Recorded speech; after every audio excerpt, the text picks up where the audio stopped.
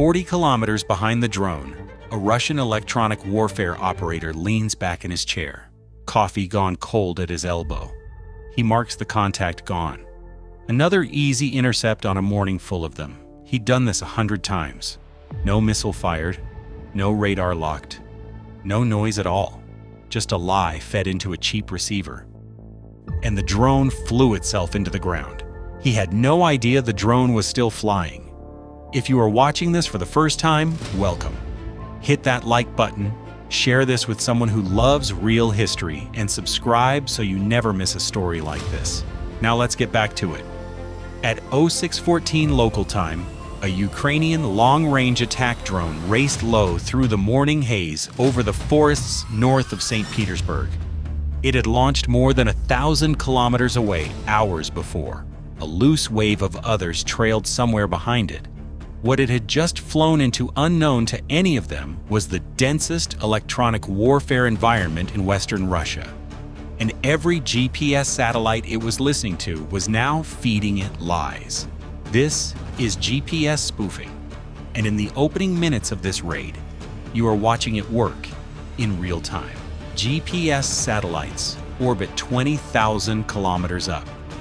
Their signals reach the ground about as strong as a car headlight seen from across an ocean. A ground-based spoofer doesn't need to be clever, it just shouts louder, flooding the air with fake signals strong enough to drown out the real ones. A receiver built to trust the loudest voice swallows the lie whole. The drone's navigation said it was drifting toward the Gulf of Finland. By every rule in the Russian playbook, it should already be nose down in a field. The drone held its heading anyway, because inside its navigation computer, something the spoofer hadn't accounted for was already running. 2 navigation systems, running side by side, comparing their stories the entire flight. The moment the GPS numbers stopped making sense, the second system took over. Inertial navigation, gyroscopes and accelerometers that feel every turn and every change in direction, tallying it all up without asking the outside world for anything. No satellite signal, nothing to jam. The oldest trick in navigation, counting your own steps down a dark hallway because you memorize where the kitchen is. The spoofer's lie hit nothing. The drone dropped its nose toward the treetops and verified its position against the real ground below. But that move came with a cost. Reading terrain meant flying low, and flying low meant the engine drank harder. The fuel margin it had carried all the way from Ukraine began to shrink. And low altitude was exactly where every short-range air defense system protecting this port was waiting. 6 kilometers out, a radar on the outer defense ring locked onto a contact and a missile left the rail. It tore a drone 2 slots back from the lead into a slow cloud of debris drifting down across the rail yard. The system that fired it, the Pantsir-S1, radar, missiles, and twin 30mm autocannons on a single vehicle. 12 ready missiles per launcher.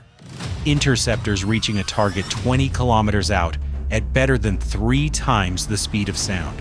On paper, Russia's most capable drone intercept platform. This wasn't paper.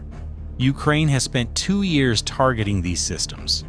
Roughly half of what Russia began the war with has been destroyed, and the replacement rate cannot keep pace. The crews who still have a working launcher treat their missiles the way a soldier in a siege treats his last rounds. You don't waste one. The commander stared at his scope and ran the math no one on his crew wanted to say aloud. More contacts than missiles to answer them. He fired. A drone came apart over the rail yard.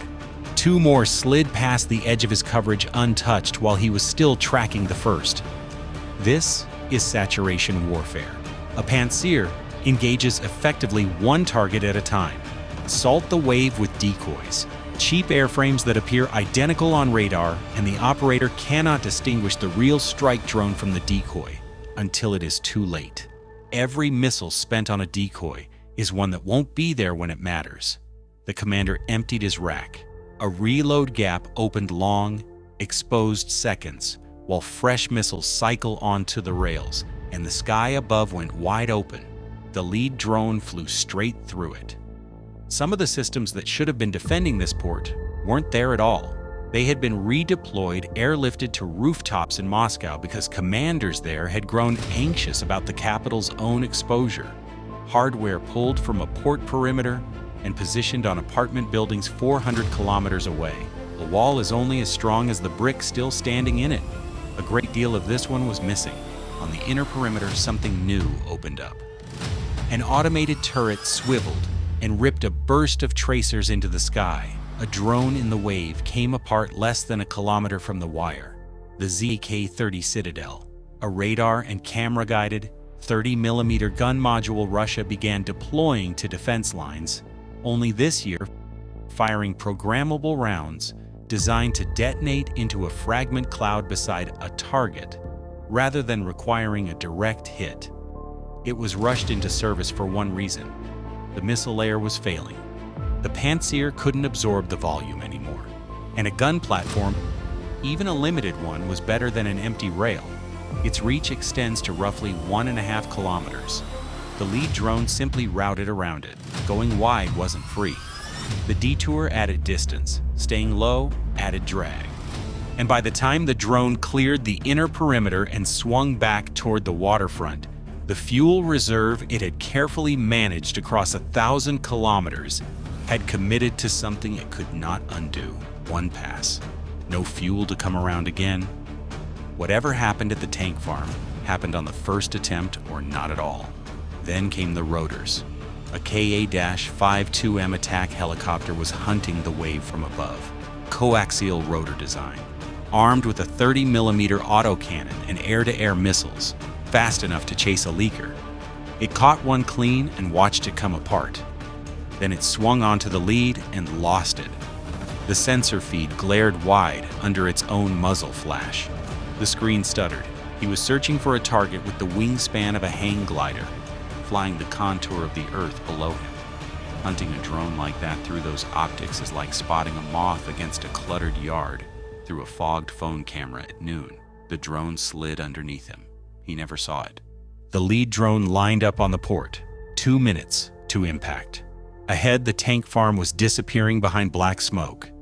An earlier drone in the wave had already struck a target. The fire was spreading.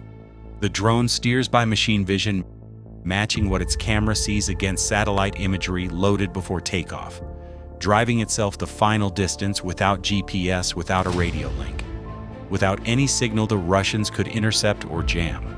But the image it had memorized showed neat rows of silver storage tanks.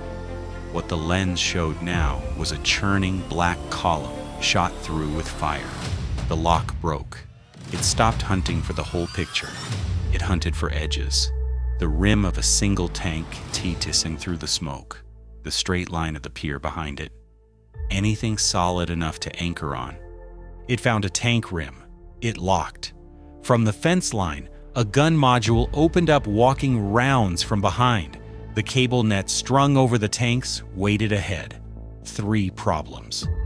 1 3-second window. The nose dropped. The drone threaded the gap in the net.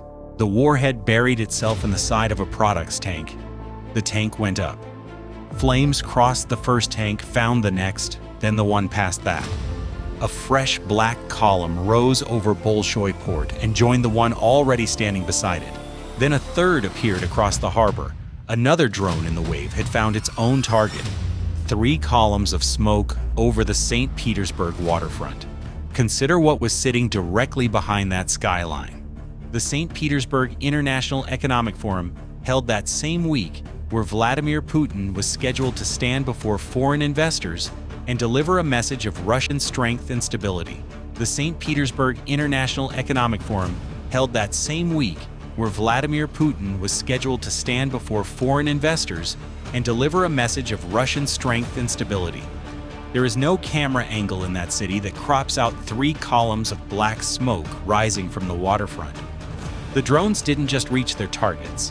They wrote their own message on the skyline, visible to everyone in the city. On the same morning, the Kremlin was preparing to tell the world that everything was fine. No electronic warfare system, no missile battery, no helicopter gunship had stopped it. The operator 40 kilometers back had marked the contact gone. He was wrong.